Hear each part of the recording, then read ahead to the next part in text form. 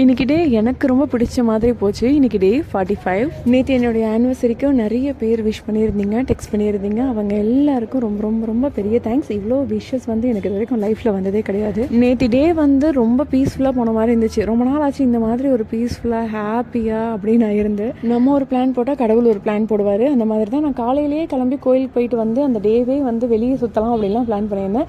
But கொஞ்சம் வேலை அதிகமாக இருந்ததுனால 2 பேருமே வேலையெல்லாம் முடிச்சுட்டு ஈவினிங் மேலே கோயிலுக்கு போகலாம் அப்படின்னு சொல்லி கிளம்பியாச்சு.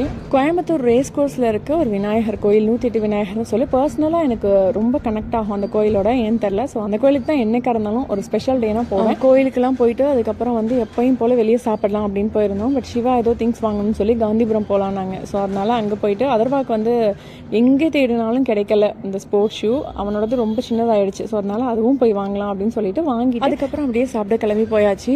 எனக்கு இந்த கோயம்புத்தூரில் நான் பெருசாக எங்கேயும் வெளியே போனதில்லை. ஸோ எனக்கு நான் இருக்க லொக்கேஷன் பக்கத்தில் இருக்க ரெஸ்டாரண்ட்ஸ் தெரியும்.